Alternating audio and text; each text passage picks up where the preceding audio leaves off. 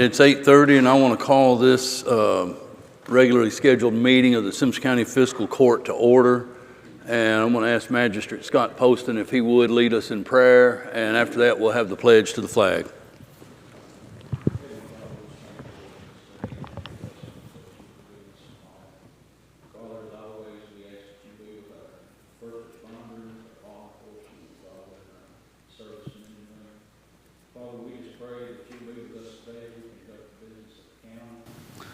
Father, we pray that all that we say and do would be pleasing to you. Lord, it's in Jesus' name we pray. Amen. Amen. Amen.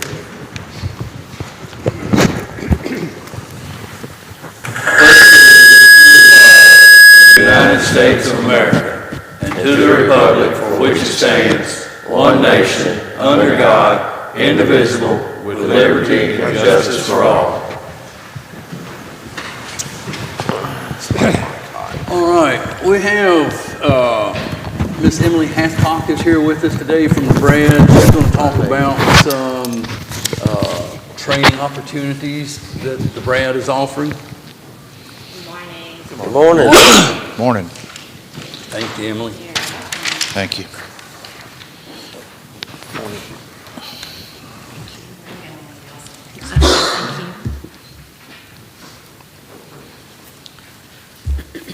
Good morning. I won't take up too much of your time. I am Emily Hathcock. I'm the Associate Director of Planning and Development at the Barren River Area Development District, and I'm here to invite you all to an upcoming free training in April. On April the 9th, we are having a mini SED Summit. You may recall about a year ago at the end of January, we had a full-blown SED Summit. We're doing a smaller scale of that this year. It will be for 3.5 credit hours with DLG, so if you're needing some credit hours. Again, it is a free training. There'll be several tracks of workshops along with a keynote. The keynote specifically will be an update on some regional efforts in the opioid realm. And then workshops will cover things like recreation planning, some housing issues, getting to know your area development district, along with several other key topics. So we hope that you will be able to join us. There is a QR code on the handout that I just gave out that will take you to a registration link. Again, it's free, but we're asking for registration so we can get a food count. And then for anyone that is kind of tuning in online, you can find more information at planning.brad with 2 Ds, BRADD.org. So, any questions? That's really all I have for y'all. I hope you have a great morning. Thank you so much. Thank you, Emily. All right, also we have Mr. Chad Kono here to present the fiscal year 24-25 Conservation District budget and their plan of work. Chad, how are you doing this morning? Good, how are you? Appreciate you all giving us the opportunity to present this budget to you. I think you all have got a copy of it if you'll take a look at it if you've got any questions. Last year we asked for $90,000 and you all granted us $85,000. This year we're asking for $100,000. That's due to just increase in everything across the board. The office is doing more. There's more programs to put out there now for the residents of Franklin and Simpson County. So we're having to go up a little bit there to take care of all that. Does anyone have any questions? Are they still cutting back on, the regional guy was like 20 counties, 30 counties, and then it kept getting more and more. They're still... Yeah, we're still pretty much at that same rate. I mean, we don't get our guy, or it's Shanna Drake. She doesn't make it to every meeting because she has, what, is it 15 counties she covers? 18. So, we're not getting to see her as much. She tries to make every meeting, but it's just, they're cutting those back as far as no hire there. Right. But, it's not affected our office as far as how we work. She's still accessible, email, phone, FaceTime, whatever, Zoom. So it's not an issue there. I just know the state been cutting back on salt. We're still receiving the same direct aid, as long as everything is in line, which Michelle keeps everything up to date, so we're still getting that funding. But, the CAPE money, that's the big program we distribute out. We're around that 71 to 75,000 now. We don't know how long that's going to last. Supposedly, as long as there's tobacco to be sold, there'll be money to the county. But we just apply for that through Jason and we distribute it out. So that's pretty much staying the same. It'll change a little bit each year, but not much.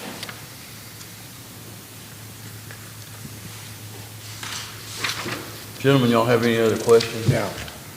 I think, Chad, normally what we do at this point is we just make a vote to acknowledge that we've received Right. your budgetary request.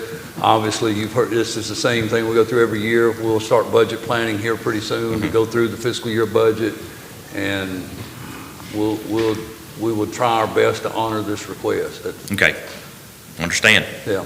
Thank you all. So, gentlemen, we do need a motion and a second to acknowledge that we've received the budget from the Soil Conservation. I got a motion by Myron and a second by Jeffrey. Any other question or discussion? All in favor, aye. Aye. Any opposed? That motion carries. Gentlemen, Ray, Ronnie, Chad, Thomas, I see all y'all.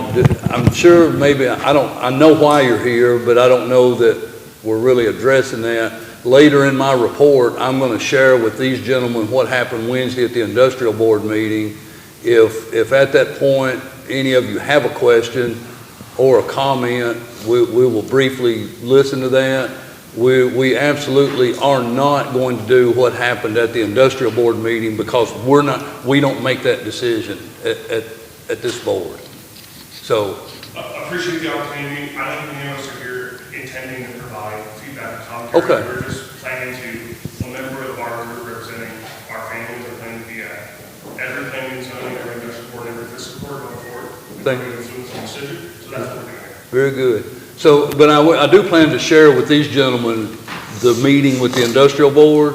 So if any of you at that point have a question or a comment, I'll be glad for you to speak.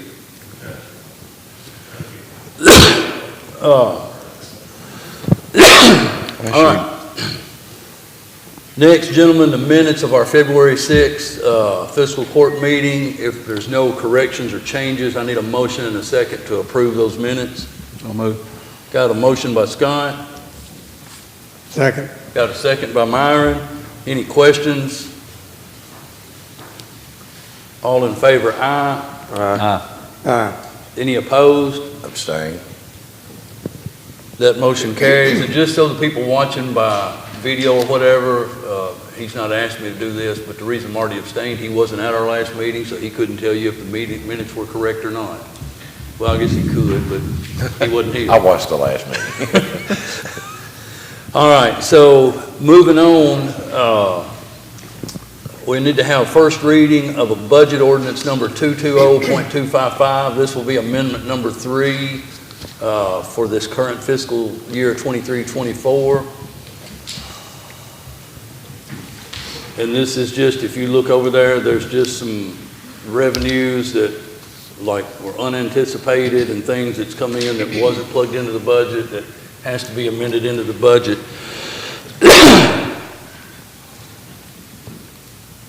What are the, as far as the ARPA fund, what is that transfer there? Okay, so That's the cash transfer, that's separate from what we're dealing with right here. it's that's into the cash transfers down under the financial. I'm probably one step Yeah. ahead there, okay. This is just a budget amendment amending in revenues that weren't anticipated. I'm so moved. Like extra electrical inspections. Yes. Right. Yes. So I had a motion by Scott first and then Second. Jeffrey seconded. Wow. Yeah. So we got a motion and a second. Any other question or discussion?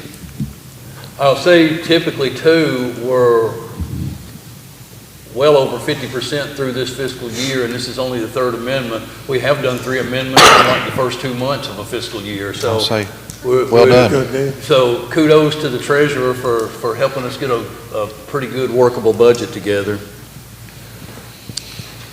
All right, all in favor? Oh, so ordinance, we'll need roll call on an ordinance. Scott Post, Yes. Jeffrey Burr, Yes. Marty Chandler, Yes. Myron Thurman, Yes. Mason Barnes. Yes. All right. Next is an amendment to the Graves-Gilbert agreement. And this, I guess, has to do a little bit with the firefighters' exams. The 3 firemen that we just had done exams, and so Graves-Gilbert needed to have an amendment to the agreement so that we would be willing to cover the cost of those exams for those firefighters. So moved. I don't think, and obviously Michelle's not in here, but if I understood her to say there's really no change to what we're doing. It was just for these examinations. Myron's moved. So we got a motion by Myron, Second. second by Scott. Any question or discussion? All in favor, aye. Aye. Any opposed? Did you mean to skip number 3? No, I didn't mean to. That's what threw me off. All in favor, aye. Aye. All right, that motion carried. Let's back up to number 3. I didn't mean to skip it, I just probably need new glasses. This would be first reading of ordinance number 230.32. This is an administrative code change. If y'all recall, we had a discussion about the possibility of a change in administrative code, and I think we left that in the last meeting where we discussed it, that everybody was okay with it as long as we had the language in there that a retiree from a similar position could come in within 12 months of their retirement and be able to carry that accrued leave forward. So basically the change in section 3.42 of the annual leave, accrued leave, is the paragraph below the months of service and the accumulated leave. That basically just says that if someone in a hazardous duty position leaves their work to come directly here, they could begin to accrue leave based on the time of service they bring with them, and the same for a retiree in a hazardous duty position, as long as they come to employment here within 12 months of their retirement from the hazardous duty position.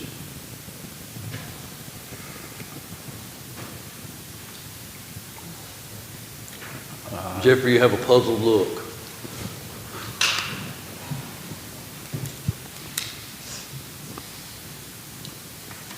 I'm just getting it all in, listening to you. Okay.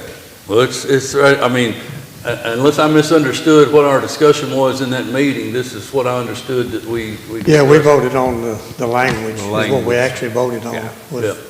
Because we had quite a bit of discussion that day. So I think the language is now implemented the way we The thought. language is there. Yeah. So now if we want to implement this into our admin code, I would just need a motion and a second to make this amendment to the administrative code. So moved. So we have a motion by Marty. I'm fully in favor, but I'm going to let you guys make the second.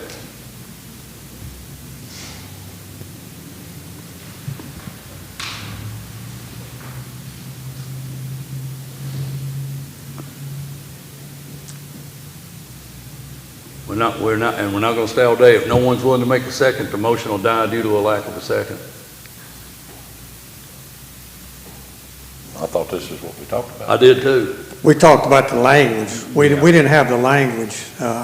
My stance has never changed. I think we need to take our resources and push and take our resources and look at our wage scales rather than this.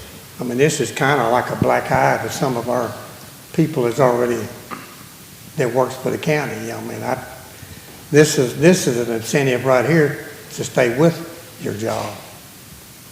And that's what we discussed, and we had a lot of discussion, so It's we not really voted an on the incentive to language. stay with your job. It's an incentive to be able To stay at your recruit- job, Mason. No, it's To an- stay at your job. No, sir. It's an incentive to recruit people into hazardous duty I positions. totally disagree with you. I say that. Can we get the fire chief to come in? Yeah, Chief, where is the fire chief out He just there? walked in. Yep. And the sheriff, do either one of y'all want to address this? This absolutely is not an incentive to keep people here. This is an incentive to recruit hazardous duty employees into positions we have open in Simpson County. Chief, you just walked But it's up. limited to hazardous duty employees. Yes, It's not sir. county, it's not countywide for the employees. It's limited to hazardous duty.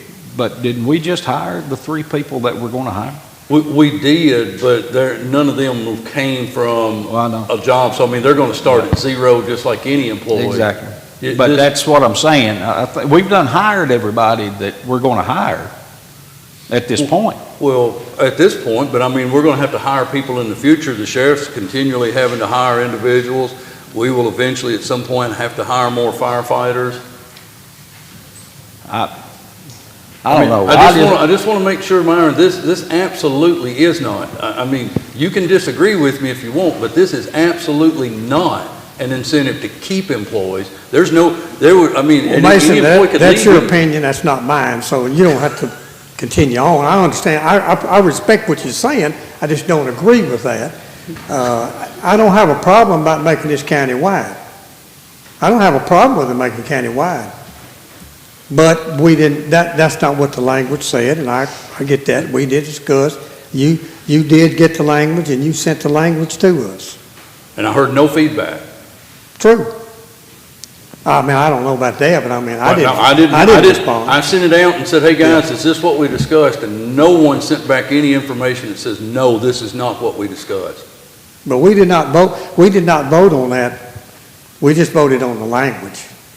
We did not have the language that day.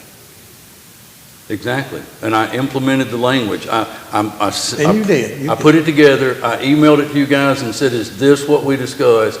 And no one replied back. And after I thought through this process, that's my decision, once I thought through the process. And I'm the one that brought up the retirees to Jerry D last time, and that was fine, you put that in there.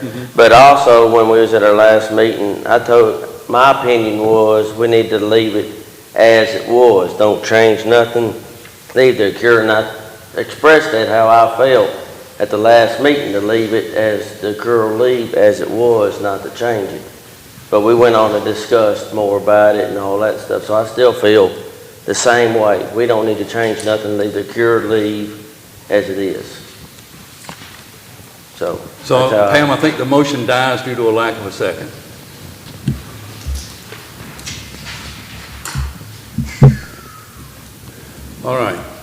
All right, so the next item of business is to review and approve an updated job description of the building code official. And this was prompted that Myron had asked about John Chandler's ability to do electrical inspections. And so y'all see that what we have here, obviously John was hired on June the 7th of 2022 with an effective start date of June 21 of 2022. And you see the purpose and intention of hiring Jonathan was to have someone to head up our inspection program, which consists of building and electrical. So you follow down,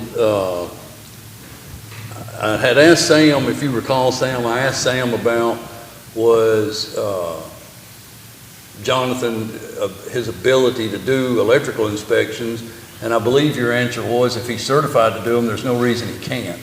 Correct. And which he's obviously, number one, John's level 3 certified building inspector, state certified electric inspector. I just signed the paperwork to send into the state to get the expanded jurisdiction. So once we receive that paperwork back from the state to have that expanded jurisdiction, that means that all of these commercial buildings and all of the electrical can be permitted right through our inspector's office here. And we've had conversation with Mr. Thomas, who is on a contracted position, and Mr. Thomas is of the opinion that the 2 contracts he's on will finish his time here, other than if we need him to fill in from time to time. So, having said all of that, this would be the proposed job description for Jonathan Chandler, and at some point, with the expanded jurisdiction and Mr. Thomas only taking care of the 2 contracts he's got, we will without a doubt have to hire someone else in the inspector's office at some point, not in the too distant future. So the expanded jurisdiction, that heading there only pertains to the building part. It has nothing to do with the electrical, correct, John? So obviously this change of job description is going to have some financial ramifications to it too. Is there any kind of way, Mason, that we can get all this information plugged in together so when we do vote on this, we can have all that in front of us? Of course, I guess I hate to say this right here in this respect, but the city will kind of sort of need to be on board, because right now we've got a contract with Jim Thomas, which is through our planning and zoning. So could we get these pieces of this puzzle put together and then maybe vote on it at our next court meeting, maybe? I'm not really sure what pieces of the puzzle you're talking about. Salary is one thing. Well, that'll be a completely different situation, and will be addressed once the state approves the expanded jurisdiction. And what'll happen then is we can get you together all the information as to what kind of revenue the expanded jurisdiction would bring in, what the extra workload for the inspectors program will be, both with Jonathan and the administrative assistants, because there's going to have to be some changes across the board. To be very honest, I don't really know that there's anything in this job description that really wasn't the intention when we hired Jonathan to begin with. Well, it may have been the intention, but of course, in his job description, as it states in there, he was our building/code enforcement officer. So expanded jurisdiction has absolutely nothing to do with our electrical inspection program. It has nothing to do with anything. But now he'll be doing our electrical inspections, which is going to require more time on his part. That in itself, as you alluded, it could be a full-time job in itself. It will eventually require us to hire someone else, So, without doubt. I don't mind creating a job description, but I'd kind of like to have some dollars to go with it. Jonathan, you're in here. Are you comfortable? You've seen the job description that I proposed. Are you comfortable with that job description? Yeah, I mean, the understanding is I'm not doing electrical right now. Yes. And I think that's what Myron's talking about is if I'm going to be doing all the electrical in the expanded jurisdiction with commercial buildings, then we have to talk about salary. So with the job description, I mean, the way I read it is just oversight of it. I'm not actually doing the inspections. Yeah. It's manage and or perform is the way it's worded. And the other part too is, let's just say, I don't think they will, but let's just say for whatever reason that as we sent this form back to the state for the expanded jurisdiction, and they make a decision to decline that. If they've done that, I'm not saying they will, but there's still that possibility. Until we get it, as the old saying goes, until it's signed, sealed, and delivered, there are no guarantees that it will happen. The thoughts are right now that it absolutely should. We think that it will, but until we receive a signed document back from the state, there's no guarantee that it will happen. So let's just say, for an example, that they decide not to sign it and send it back and we don't get it. This would still be John's job description as the building official in Simpson County, is to manage and oversee the building and electrical inspection. Yeah, I get that part, Mason. So all we're voting for on today is to add this language to his job description. We won't know what we can do with salaries until we receive that documentation back from the state. And for full disclosure, I can't vote for this because I'll have to step aside. I didn't vote to hire John. I didn't vote for his salary, and I'm not going to vote for his job because he is my cousin. So I don't want anybody to think that I have any influence over anything that he's done. So Obviously, more for his protection than mine. you have to abstain because you have a conflict of interest. Yes. But I wanted that known. That's why I won't vote either way. But again, if you guys don't like the job description that we have here, y'all are welcome to write it and we can review it. That's not the job description. And the expanded jurisdiction, I don't want a lot of people get confused to that. That has nothing to do with the electrical program. Absolutely nothing. No. Absolutely nothing. No one said it did, but it will have something to do with it has something with salaries. his building inspection, but it don't have anything to do with the electrical part of it. And if he starts doing our electrical inspections, which we know that that's going to happen, John's workload is going to increase drastically. He's aware. So all I'm saying is that I don't have a problem with the job description. I would just like to have a direction on the money part of it. Every job description we've got in our community, our county has got the money attached to it. I wished you were right, but I wished it did, because it really doesn't. We've tried and tried and tried to establish pay rates and pay grades for jobs, and we have yet to approve anything. Well, this might be a good place to start then.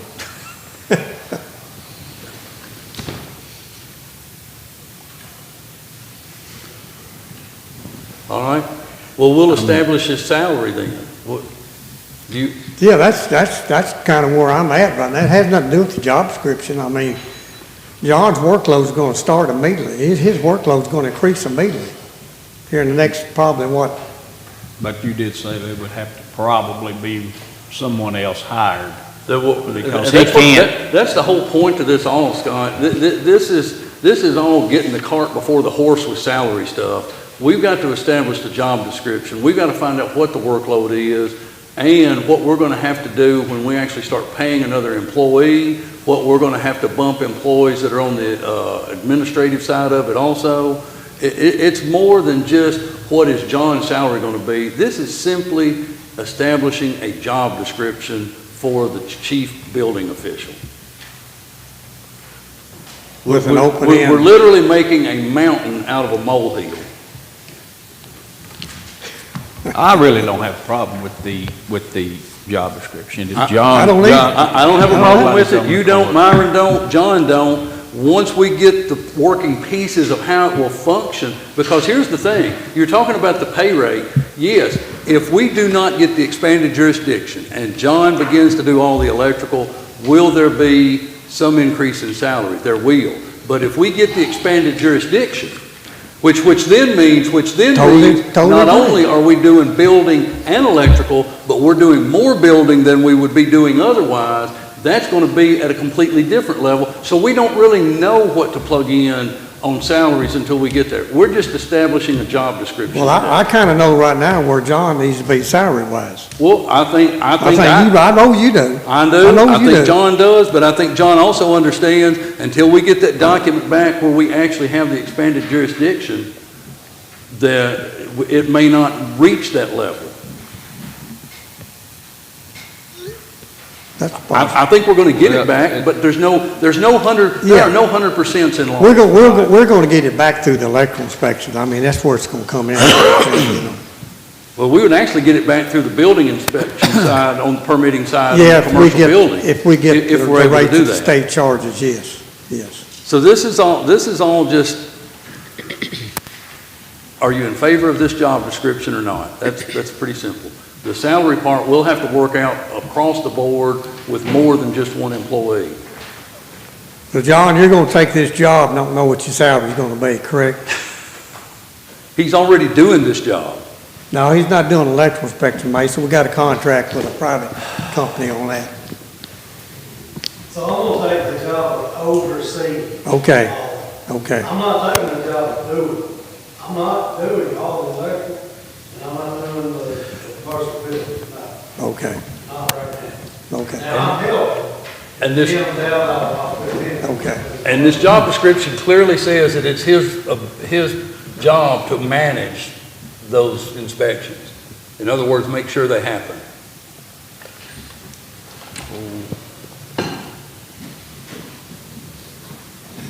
Does the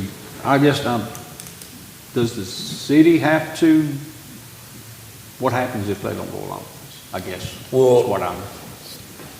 To my knowledge, they are all in favor of it. We were all in 100% agreement to do the expanded jurisdiction, to sign it in, to do it.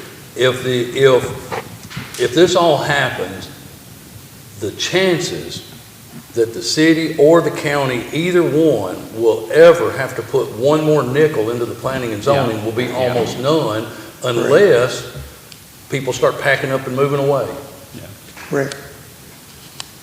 For what it's worth, I spoke, when Mason sent me that email, I spoke to Mr. Crabtree, the city attorney, and the feedback I got was he didn't see any problem from their end doing this. So, Because the paper that had to be signed, the city attorney, county attorney, and planning and zoning attorney all reviewed that document.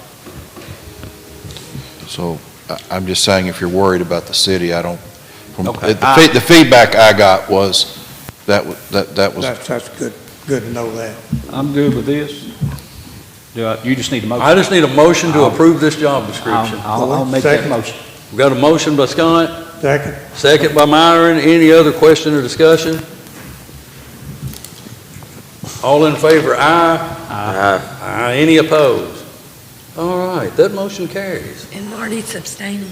Was he with? Marty abstains. Marty abstained. Scott made the motion, Myron second, and Marty was abstained. Okay, moving on. Cash transfer of $525,734.58 from the ARPA fund to the general fund. This is a situation here through the lost revenue that was counted and the communication equipment of money that had remained in the ARPA fund on paper that had to be moved according to the folks at Compass, is it Compass? Municipal, R.J. Palmer directed Nicole that money could not remain in the ARPA fund. Like when you're looking at your monthly financial statement, you have the ARPA fund, so this money's not being expended. It's not going anywhere, it's still available. It just, this portion of that money, according to accounting practices, can no longer remain in the ARPA fund. It's considered, we had 1.7 something million of lost revenue that we took during all this. And this is the difference, we've already spent so much on it for the emergency equipment. This is the difference of it that has to, apparently per auditor, has to go into the general fund. It's the rest of that 1.7 million, and it was considered lost revenue for the general fund, and it needs to be in the general fund. It's not, well, $44,000, because you'll see that in your claims today with Spur Architecture, that is going to be spent. So, but the remainder of that, and the difference of this amount will remain in the general fund. Of course, I've got some allocated because we do still have a payment for emergency equipment, and then we do have the upcoming county clerk, and you'll see that in your line items, like in the 01/90/100s. I mean, I'm putting it into those account codes, but it's just going to be in the general fund. And I'm still I had some questions back to RJ about all of this, so I'm not going to actually move it and do it until he basically says, you have to do this, because I really would like to keep it in the ARPA fund because the interest is better. But I kind of have to do whatever they tell me to do, so. It's really not going anywhere. It's just going to. No, it's not going, yeah. It's just going to a different account code. Going to the general fund. It's not, no one, it's not a check going out anywhere to anyone, it's just a different account code. And this is just giving approval to make that transfer If RJ says RJ this, gets you back and have to says, do yes, this. you've got to move Yeah, it. I mean, I know 44-something thousand, whatever that claim is in there today, I mean, it's going for sure, but She's not moving it till RJ tells her. until RJ says. But if he calls today and says, hey, it has to move, then she has approval from the court to make that transfer. Okay. Gotcha. So, But even though it's moved into the general, it's still, It is still, Still there's still ARPA money money. available that came from the ARPA fund. but there's only certain things we can spend it on. Correct. I think Jeffrey made And a we get motion. all that approval, he gets all the invoices, and he's the one who says, yes, you're good, write the check, you know. But he's the one that's been telling me, you know, you gotta send this from the general fund, or you gotta send it from the ARPA fund, because there's stipulations and restrictions with all of that, so. Did you make a motion, I made a Jeffrey? motion. Jeffrey made a motion to authorize this transfer. We need a second. Second by Marty. Any other question or discussion? All in favor, aye. Aye. Any opposed? That motion carries. Next is budget transfers. If you've had an opportunity to review those, we need a motion and a second to approve those transfers. So moved. Got a motion by Myron, Second. second by Scott. Any other questions or discussion? All in favor, aye. Aye. Any opposed? That motion carries. And then finally, the bills and claims. If you've reviewed those, we need a motion and a second to approve the bills and claims as presented. So moved. Got a motion by Marty, Second. second by Scott. Any other question or discussion? All in favor, aye. Any opposed? All right, we do have a meeting with Spur at 1 o'clock here in the courthouse upstairs today. Don't know whether it'll be in this room or the room across the hall, but to discuss the proposed county clerk building. Ag appreciation breakfast at the Methodist Church will be at 7 o'clock on March the 5th. I think it's the same day as our next court meeting. And then the regular scheduled, if y'all remember, in our last joint meeting, we reestablished the meeting dates for joint city-county meetings, and the next one will be at 9 o'clock in the morning at City Hall on March the 11th. Is that at the city hall here or the new one? Or they ain't got the new one I have done no yet? idea. They're supposed to be moving like end of this month or first of next month. So I didn't know which What one it day? would be at, What date? March 11th. March 11th. All right. They may be in the middle of moving. I thought that was just the police station. I think it was No, City Hall's moving. I didn't know City Hall was moving. I really Oh, didn't. it ain't? I don't know. I what you didn't know keep it was saying. moving. I'm like Marty, I thought it was just I the police just assumed station. since it's such a big building, they'd be moving. Judge, I think my understanding is City Hall staying where it is, but they have a nice meeting room at the new police station that when they have a meeting, I got you. Oh, Okay. at least that's my understanding. So the function and activity of City Hall will remain in its current location. Correct.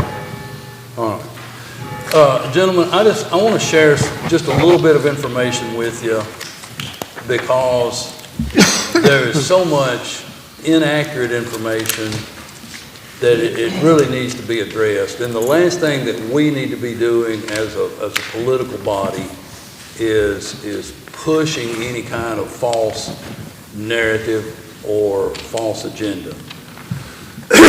As I'm sure most of you are aware, and we have gentlemen here that are in opposition to what the industrial authority has proposed to do. There's a few things that I think need to be made very clear with the fiscal court. It needs to be made clear with the community, but there's no way to control all the activity on social media because pretty much people will get on social media and just say whatever they want to say, and doesn't really matter if it's all completely true or if it's just partial truth.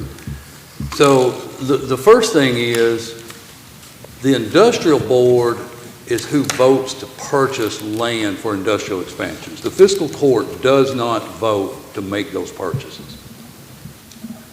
The motion and the second that we had in here was only to retain a grant. And here's where I need to apologize to the court and the community because I didn't clearly explain that in that meeting because there are actually two pieces of property that the industrial board has made motions and seconds to purchase. To be very clear, none of those motions nor seconds to purchase that property were contingent upon receiving any grant funding. And one piece of property will have available to it a TVA grant, which is what I kept referring to in our January 18th meeting. And there's where I need to apologize because what we were literally looking at was a Kentucky Economic Development Grant. And that Kentucky Economic Development Grant was not just for half of the purchase price of that property. That Kentucky Economic Development Grant, and I guess one reason that I didn't invest as much time is I guess I really never dreamed that we would turn that grant money away. But to be very clear about a couple of things here, one, we were one of only 3 counties in the entire state of Kentucky that were awarded the ability to have the TVA development grant and the Kentucky Economic Development Grant. Now, whether people agree or disagree, and I've said this over and over and over, Our primary role and responsibility as elected officials and governing is public safety. That is our number one priority. We have lots of other priorities, but I believe that to be our number one priority. And one of the other priorities we have is economic growth and development. And you can either agree that economic growth and development are good for a community, or you can agree that it's not good. And I'm not asking anyone in here today, even on the court or from any of the audience, to voice whether you agree or disagree, but it is one of the jobs and functions of the government is economic growth and development. But the Kentucky Economic Development Grant was actually a $3.5 million matching grant. It was not just a grant to cover half the purchase price of that property, meaning that the state of Kentucky would award us up to 50% of $3.5 million, which would be $1,750,000 for the purchase and infrastructure on that piece of property. So you would get half of your purchase price back, which in this case, the $1.1 million, you would have $550,000 that the state would pay to cover half that cost. Remaining with that grant would be another $1.2 million to cover half the cost of any infrastructure upgrades or needs for that expansion. Roads, water, sewer. And so you think about in just on the county side, because we don't have the sewer, but the majority of the water in that industrial park is the county water district. And so if they say there is $800,000 of water that has to be expanded in there, the state would cover half of that cost, which then in turn brings that $400,000, let's say, I'm just saying that if that's a number, back to the county water district to work on rural water lines out in the county and other areas that they might not otherwise be able to do. I'm just saying all that to say this. I do believe that it is the full intention of the industrial board to purchase this piece of property. The receiving of this grant will not make or break whether or not they receive this property. And if you look on the future land use that we're going to be talking about on page 33, the area that the industrial park has intentions to purchase are highlighted in that future expansion area anyway. And I get it. Hey, I get it that people do not like anything to move any closer to them than it already is. I completely understand that. But the reality is going to be that over the course of time, because here's another misconception. The misconception is that there's something going on that property right now and it's absolutely going to be a warehouse. Two complete misconceptions. Number one, there is nothing slated or planned for that property. And two, we have no idea, would it be a warehouse, automotive manufacturing? We have no idea what might go there. Contrary to what a lot of people think too, the industrial board does turn away projects. In fact, the director of the board will even look at some projects and know that it doesn't fit the community and doesn't even get traction to discuss. So to think that the only thing the industrial authority is interested in and the only thing that the government wants is warehousing, that's simply not true. So anyone pushing that narrative is not true. Another narrative that's being pushed, and you've got a copy, I'll give you all a copy of the most recent audit of the industrial authority. Because the narrative is being pushed that the industrial authority has $20 million in debt and is drowning in debt and has no way to pay their bills and can't make ends meet and so on and so forth. Absolutely not true. If you have the ability to read and look at the audit, it does clearly show that there is about $20 million in debt, but it also clearly shows that there are about almost $39 million in assets and a net position of over $11 million with $5 million cash on hand. and that the authority actually owns 7 different pieces of property, and of those pieces of property, 3 have absolutely no debt, and all 7 of them have lessees in them paying lease payments, making the payments on the building, and the one $5 million bond that they have where we had to do work associated, I believe this work was associated with the North Industrial Park out on 31W. I could be wrong, but I believe that's right. But at any rate, it is a $5 million bond where, unlike the buildings that there's payments owed on, where there's a lessee making the lease payment over and above what the lease payment is, and all those lease payments are being made, the $5 million bond does sit on the county's books. And I asked the treasurer, has the industrial authority ever not been able to make their bond payment? And I believe your answer was that's never been the case. So my point to all of this here is, this is not a discussion of whether you agree or disagree with the expansion of the park. We've got to quit pushing false narratives. The industrial authority is not strapped for money and can't make it. In fact, they're in very good shape. I would say most communities across the state wish they were in good a shape as our industrial authority. And whether we agree or disagree, the land will be purchased. At some point, the development will be done. And if we don't take the grant, then we're absorbing all of the cost of the purchase and the infrastructure. So, and the other thing is too, again, back to, we don't know what's going to happen with the land because there is no immediate use. There is little doubt that over the course of time, meaning the next 10, 20, 30 years, whatever that time frame may be, there is no doubt there will be expansion and growth. It's just going to happen. I mean, most all of us are in a spot we're in because of expansion and growth. There's already one farm out there that was a family farm that young man had no desire to farm, and he's already subdivided it.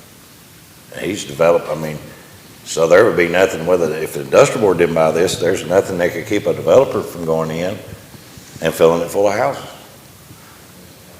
So, I mean, because there's houses all up and down Loving Chapel Road, and that would be more of a detriment on traffic, because as it is now, there's no traffic coming on Loving Chapel, there's no traffic on R. Dyson coming out of these parks, and no traffic on Gold City Road coming out of these parks.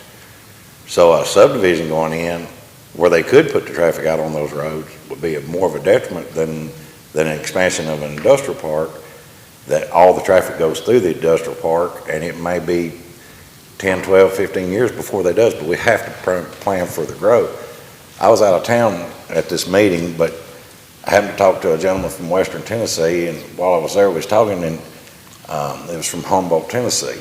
Same thing went on there 10 years ago. They didn't want any growth. In 10 years, their population dropped 10%. Businesses started leaving. Then there were houses that were sitting empty. Property values started going down. So then the government has to make a decision when that happens. Do you want to raise property taxes, or do you want to cut services? And when I'm talking about cutting services, we're not going to start with cutting services to the law enforcement or public safety service. It'll be like things like the park. If we don't continue growing, there is really no sideways direction. You're either going to grow or you're going to start falling. And that's the only two ways to go. And just like when the Soil Conservation Service was here just a few minutes ago, they asked for more money this year than they did last year because things continue to go up. You cannot move sideways. Nothing is going to stay the same. We're going to have increased expenses every year. The sheriff has already made mention that he's planning for another deputy in the future. I'm promoting, and we really like to see 4 full-time firefighters around the clock. But that stuff comes with a cost. And we can't sit back and not have the growth and provide those services. So that's I would hate to see our community get to the point where we start losing population and then that hurts the businesses, and then it's all kind of a downward spiral from there. And the point being to that is, it's going to come, and it makes more sense for it to be where it currently is rather than a completely new random location somewhere else. I know no one that lives out there wants to hear that, but I want all of y'all and all of you in your community group to understand it doesn't really matter what this fiscal court votes to say or do, or whether we receive or don't receive that money. The industrial board's made the motion to buy that piece of property, and I don't think that's going to change. The only thing that's going to change is if we don't take the grant, we will lose money. But Now, that- one that's thing a I did decision. hear, I was listening to that meeting, and you know, I understand what everybody's saying, but there was a discussion on the Gann farm that runs right up to the church there. That farm's not even in this, but I do know Mr. Gann's son was in school with me. They would like to have access to the sewer so they can sell that as a subdivision. But so the industrial board's not looking at that piece of property.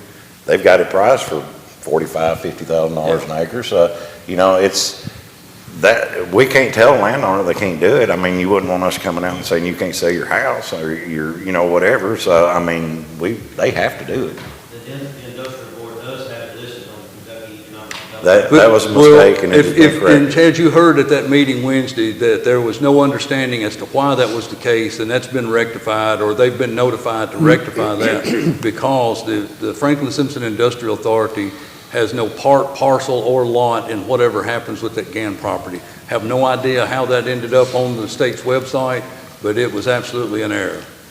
And as of yesterday afternoon, it was still there. Well, I will follow up with that again.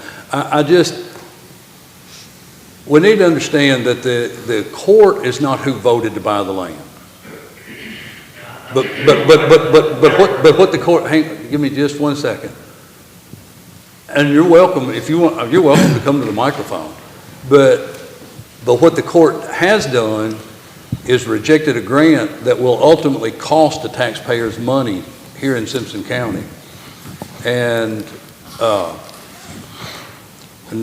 honestly, if I could get a motion in a second and it would pass, I would take the grant today, because it only makes sense to have the grant. The purchase is happening regardless. We should receive the money. And if we turn this state economic development grant away, we can probably say goodbye to just about any other grant that the state would offer our community going forward.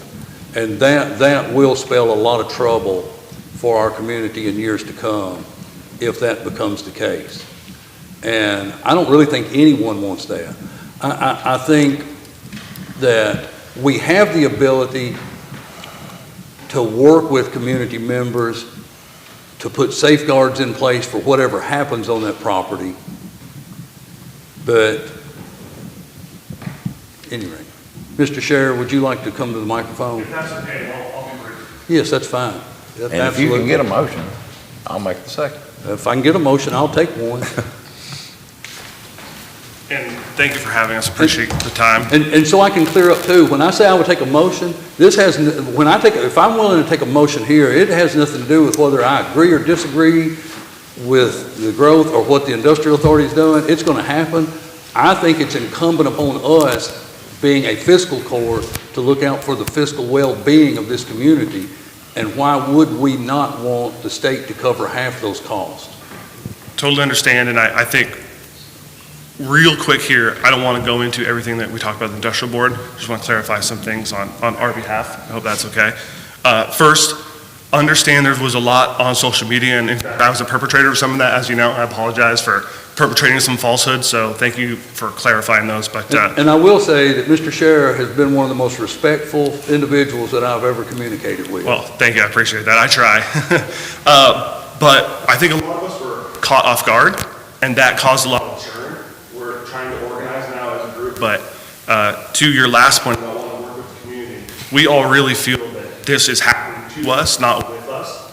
And finding out about some of these votes after this happened, having no advance notice, I understand there's a procedure procedure formality. It will get notes in the mail when it goes to rezoning, but that's already much too late. So I think that's where you get a lot of this falsehoods, false narratives spinning. We're getting organized now and pulling together a list. We're going to start community meetings so everyone's up to date with the right, correct information. So I wanted to acknowledge your first point and address that. And I would be glad, at any point in those conversations, I will be glad to have a conversation with you. Yeah, I think we would love to have you out when we have everyone there. We can have an open community discussion. Absolutely. Also, now the point we've reached in all our discussions, we understand the fiscal court doesn't vote on demolition of the industrial board. That's why we were all there last weekend. But we do see, obviously, you all will vote on the Planning and Zoning Commission's recommendation. I understand you're bound somewhat by their recommendation, but that will come to you.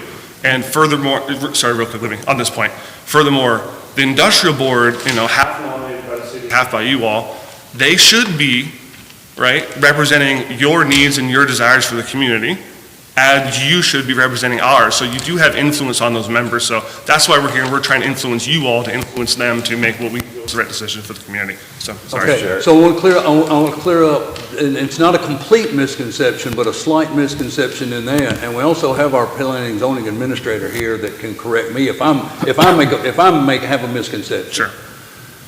But when a piece of property is purchased, for whatever reason that entity purchases that property and it requires a zone change, typically what will happen is that individual or that group will hire an attorney to help them present their finding of facts and to help with the zone change. That zone change request then goes to the Planning and Zoning Commission, but prior to that, there's public notices posted on the property. Sure. And every adjoining landowner is notified by certified mail that a zone change request has happened. Now, do we vote on zone changes to the point that we will accept them from the commission's request? Recommendation, yeah. The Planning and Zoning Commission's request. Could we deny those? Yes. But herein lies a little bit of the rub. And this is where Carter can help us, where I might not clearly understand it all either. But the Planning and Zoning Commission members have to have continued education and training on planning and zoning regulation and law and rule, because most of it is governed either by your planning and zoning regs or Kentucky law, okay? So when you take a piece of property that is currently zoned industrial, so like just say the Henderson Industrial Park as it currently says, whether it be the industrial authority or whether it be a developer from somewhere 10 states away, says, you know what, that looks like a very good piece of property, I think I'll buy it. And that new owner of that property petitions for a zone change to industrial, it is almost impossible for the Planning and Zoning Commission to deny a zone change on adjoining property with a like zone, even if they wanted to. Now, could they deny it? They absolutely could. Could they approve it and we vote against it? We absolutely could. But you will subject yourself, and the counselor may speak up here, you could subject yourself to a lawsuit if you deny a zone change to a piece of property that adjoins property that is already zoned in the zone in which they're requesting. Basically, it falls back to whenever the planning and zone, and I was planning and zoning attorney for a few years, because that's been quite a while ago. If they either grant or deny, they have to pass or adopt written findings of fact and conclusions of law. Usually that's done, if they have their own private attorney, they draw it up, basically what they make a motion to do or not do, or if they don't have a lawyer, the planning and zoning attorney does it. I did my share of those once upon a time. And if the findings of fact indicate that it's proper to do it, a court has to make a decision if someone sues that those findings of fact were in error. And so ditto if they deny it. But if they make a recommendation and they say, yes, we need to change an adjoining piece of property zone, and we say no, they basically said, what is your basis? Because other than, gee whiz, we don't like this. That's arbitrary. And so, yes, you can. Now, I always tell people you can sue anybody for anything. I think my favorite phrase is you can sue the Pope for paternity. Doesn't mean you're going to win. So, but still the cost of litigation is pretty substantial even if you're successful. So yes, there is a lot of deference, and the law requires that if it's in the city limits, the city commission handles it. If it's outside the city limits, we handle it. We are required by law to give a lot of deference. Why I have a planning and zoning commission. Yep. Do they always get it right? No, that's why we don't have to, we're not required to just rubber stamp it. But we have to give a lot of deference to, because they were there, they were at the public hearing, they heard all the evidence, we didn't, city commission didn't. Totally understand, and yeah, and I've read the statute, and I understand, I think it actually describes it as shall, if the voting from planning and zoning is for. So totally understand that, that's why our next stop, or whenever it goes to zoning, is with the planning and zoning commission, but we feel it's important to be present and be heard throughout the process. And to be very clear too, and I can only speak for myself here, Thomas, I can't speak for every member of this fiscal court, but the thought was brought up, or the idea was brought up, that a lot of politicking happens to make this stuff happen. I can assure you that I have never, ever, during my time as a commissioner, and especially during my time as judge, I have never contacted a member of the Planning and Zoning Commission and said, hey, I really need you to vote this way on this. That's what I was going to say. I do not do that. Yeah. I don't know how long you've been in the community, and but were you here when the rock quarry was going on? Yes, Okay. I was here, 3 years I've been here, so. Okay. Yeah. Well, at that time, there was the local contractor developed the rock quarry on Gold City Road, went to planning and zoning. I was on fiscal court at the time. I was very outspoken against that rock quarry. So was the former judge executive. We went to the meetings that the neighbors had, Neighbors Against the Quarry. We did all of that. We never once contacted anybody at planning and zoning. And the reason I say that is because if we had, we could have got sued personally. Right. Because we can't use our position as a fiscal court member to tell the planning and zoning how to vote. And like I say, I was totally opposed to that rock quarry. I wish the industrial board had owned that spot of ground, because there wouldn't be a rock quarry there right now. Realistically, But, even if he did, he didn't do a very like I good say, job because he lost. so when you say influencers, you're going to just know that Now, that doesn't mean, well, there's certain things we just can and cannot do. And my phone number is very available. You're welcome to call me at any time. I like to talk. I don't have any problem with it. But let me ask you, after hearing, you went to the industrial board meeting last week. I know you don't like what's going on out there, but if you had the ability to do what we're talking about doing right here, right now with the grant, and able to, although you don't like the idea of that, but it's going to be done anyway, would you vote for or against that grant setting all that aside, it's basically the grant. Would you vote for or against it? I mean, I'm going to push back on your question, of course, because the construct you've set up here is we have to spend the money to save the money. You don't have to spend the money in the first place. The foundation of your question is, let's just assume the industrial board is going to purchase the property.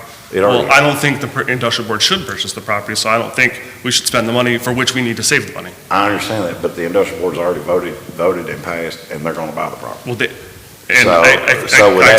With that being known, I mean, I understand you saying it shouldn't be bought at all, but it's going to be bought. So is it wise not to take the grant?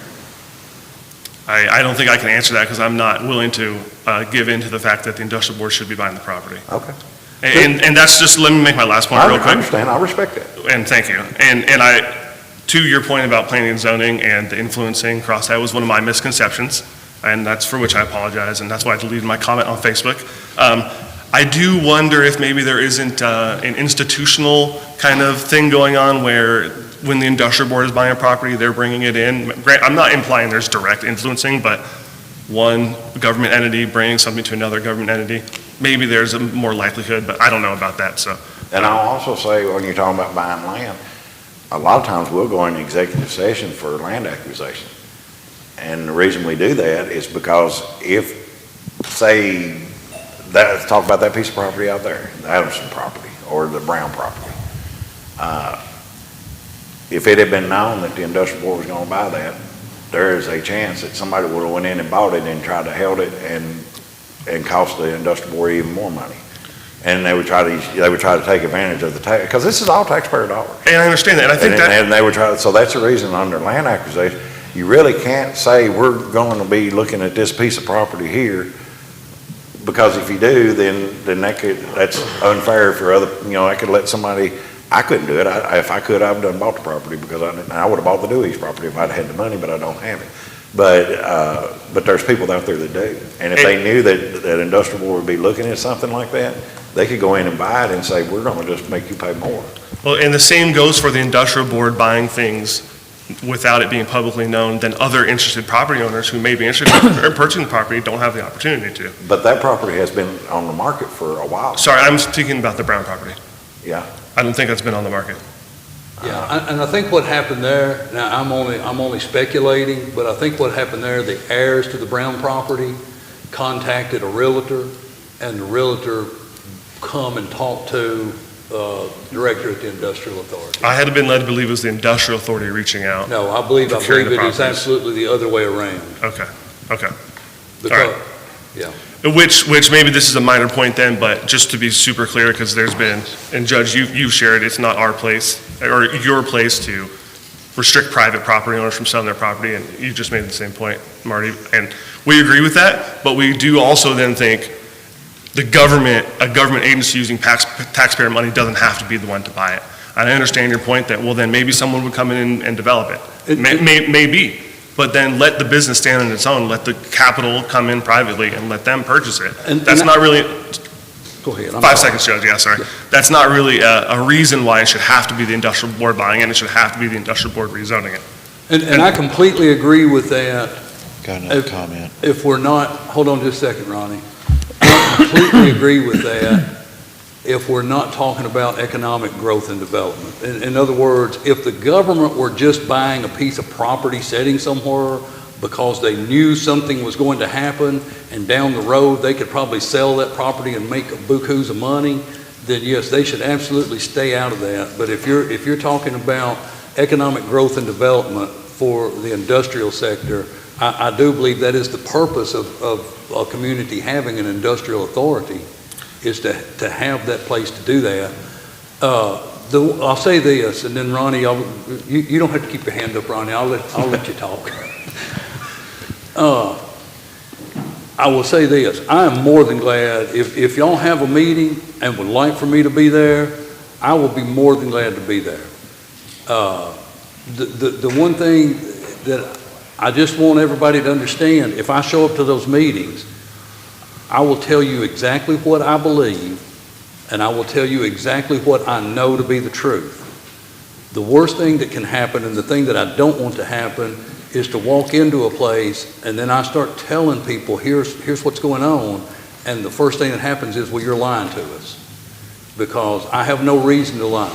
You and I met you when I campaigned last time. We stood at your doorstep, had a long conversation. Yes, sir. You allowed me to place a campaign sign at your yard, and I'm very appreciative of that.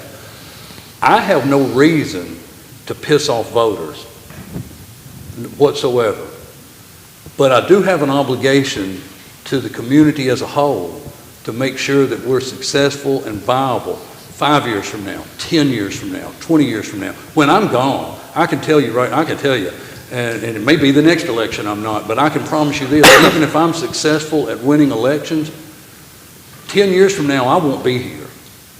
I could continue being successful at elections, and I can promise you 10 years from now, I will not be here. But I want whoever is here and the people that are here to have a good economy, to be able to feel like they can live here and raise a family and have some things to do. And so I'm saying this, here's my offer. Because as Marty said, the industrial board's going to buy this property. And the Adamson property, the only thing they're waiting on is the TVA is actually doing environmental studies, and as soon as the TVA completes their environmental studies, half of that money's there. So that's being bought, and the Brown property will be bought. Without a vote of fiscal court. Yeah, and no vote of the fiscal court. It's going to be bought.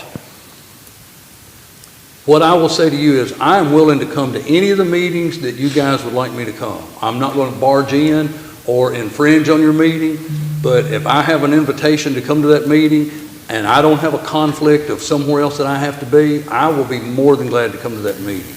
I will be more than glad to lobby that as this thing progresses. And here again, there may not be a thing in the world happen with that piece of property until I'm gone out of this position. Just so, again, supposing that I'm successful at elections, but yet 10 years from now I'm not here, and it's 10 years from now before anything happens with that property.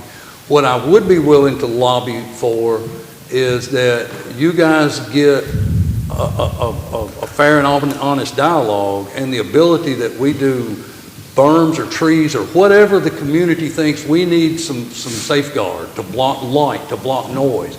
I think all of that can be incorporated and should be incorporated. So I'm willing to help with that. I'm willing to come to the meetings. Appreciate that, yeah. And I think and I'll literally walk away after this, and I thank you for the extra time. And I think we a lot of us, most of us maybe not all, but most of us agree that the economic development is great for Simpson County. I would make the point, and it's a philosophical difference, I agree with that, but a lot of this economic development that we're seeing, the housing growth and et cetera, is occurring not because of the industrial board, and not because it's the market is driving it. And so we don't have a problem with economic growth. We have a problem with this specific way the economic growth is being managed and implemented. And I understand, and I can tell you too, as I shared in that meeting Wednesday, these businesses, industrial businesses that are spending multi-million dollars to locate here, as I shared, the Lyle Kim was the one specific that sat in a room here and said, and I'm sure all of these guys remember this because Marty was the one that asked them the question, like, did you believe that locating here gave you the best opportunity to get your workforce? And they said, absolutely. When we reviewed all the other locations, and I believe it was 3 other locations they were looking at, they felt like that this location gave them the best opportunity to fulfill their workforce needs. And I get it. It kept bringing up their 600 open jobs. I get that. But these businesses are going to locate somewhere, and they're not spending millions of dollars to locate in a place that they feel like, oh my God, we're going to locate here, we're never going to get a worker. They're doing some due diligence to do that. I think we can be better on recruitment. We can be better on helping safeguard the property boundaries. I'm willing to be at those meetings. If y'all would like me there, you let me know, and I'll be glad to be there. All right, thank you very much. I appreciate it. All right, Ronnie. Never mind, thank you anyway. It's been taken care of. Okay. All right. Gentlemen, with that, that's all I have in my report. Myron, you have anything? No. Scott? Jeffrey? Nope. Marty? No. Counselor? Pay your taxes by the end of February.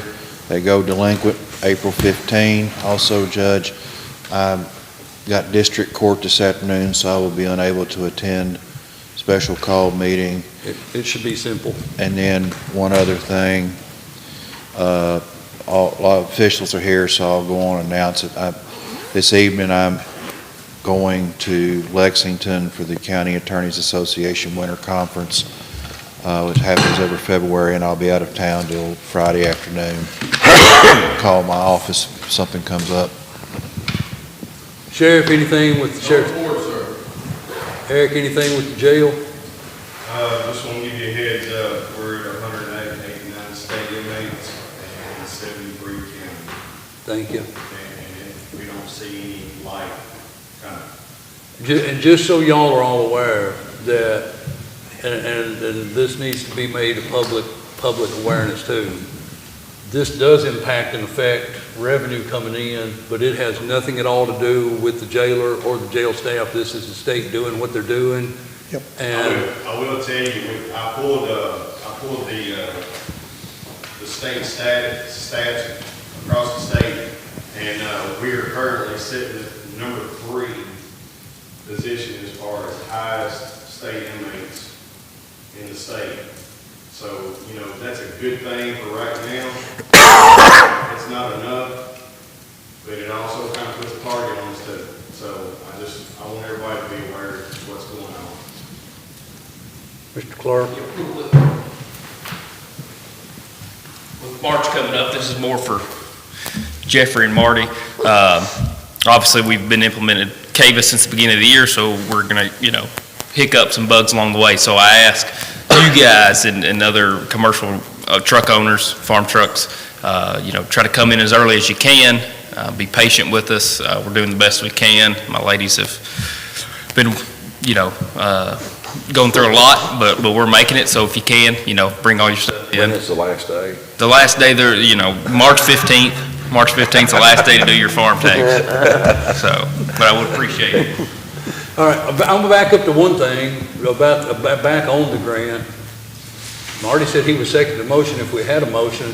I don't know if y'all hear the information, get the information and see it. If you have a change of mind, if anybody wants to make a motion, we'll take it, but if not, there's no reason to belabor it. Bob, anything with emergency management? Bill, anything with maintenance? Chief, anything with fire department? Any report on our guys at the academy? Started yesterday, 13 weeks of fire academy training. Did they have fun on day one? I think they went for a 1.5 mile run on day one, so that's promising. What I wanted to speak about was on the grants. So FEMA specifically, we apply for a FEMA grant every year. We do one, it's an AFG grant. It's for just helping fund some equipment, things like that. I apply every year for something. I've done apparatus, air packs is a big one, and that's what I'm doing again this year for that. There's also another grant, it's called a SAFER grant, and we've had some discussions about that for staffing. They help cover some of that. However, the funding for FEMA is run out. So unless Congress passes it to keep extending it, it is no more. So not only does it fund both of those programs, it also does a lot of the training and stuff that we go to. It covers the schools in Maryland that we've been to, and they do a ton of training that's either free or it's, extremely affordable. So what I'm asking for you guys is either individually or, collectively as a court or whatnot, please reach out this week to our senators and our representatives. So, and this is at the state, at the federal level. So Comer and Mitch McConnell, Senator Paul, if we can just, again, if you would send an email or, again, maybe a letter, collectively from the court supporting that. I don't know if anything on a state level would help, but it's worth a shot. So I'm going to do that this week. I'm going to send out an email to each one of them. The Kentucky Fire Association has put out a thing as well, statewide, just trying to encourage, because this is a national problem. Maybe we could send one from Fiscal Court. I think that may do more good. Whatever you guys, but just, I'm asking for some kind of support, if you can just, put that on there, because these are things that affect us. Today is a very busy day, Chief. Yeah. If tomorrow sometime you and I get together, we can put something together and just send it on behalf of the court. Yeah, if you guys are good with doing that, that's fine, whatever it is. Okay, sounds great. And you're talking about the SAFER grant, right? Well, this is everything. These okay. are both of them, but yes, specifically the SAFER grant. Now, I don't know that it's even, it should open this month, but I don't know that it's going to. I don't know that it is even, unless it passes. I think it's probably done. And I'll reach out to Sandy and see what she thinks the congressman's office. Okay, can do yeah. that. Now, the AFG part is open, so, we are applying for that currently. I'm in that process. But again, after this cycle, it is done unless Congress approves it. So, thank you. Bobby, you have anything? Well, okay, one other thing I want to just make y'all aware of. In all the stack of papers that I handed you this morning, a lot of conversation was made about could we vote on the fire department and all that. And I reached out to Rich Ornstein to talk about what could go on a ballot, a referendum ballot. And this was one of those copies is an opinion of the Attorney General of all the reasons that multiple things cannot go to the ballot Basically, it says that you cannot just abdicate your duty to make hard decisions by putting it up to a public vote. And I highlighted in that section a whole list of things that people had tried to do public referendums on, and the Attorney General said, no, that you got elected to make those decisions, that you can't put it to a public vote. Plus the clerk's office would be in a nightmare if every time we had to make a decision was a public vote, and then the cost would be astronomical to have an election to do so. Gentlemen, I do need a motion and a second to enter into executive session pursuant to KRS 61.810, paragraph 1C, discussions of proposed or pending litigation against or on behalf of the public agency. Got a motion by Marty. Second by Scott. We will take a 5-minute recess and adjourn across the hall.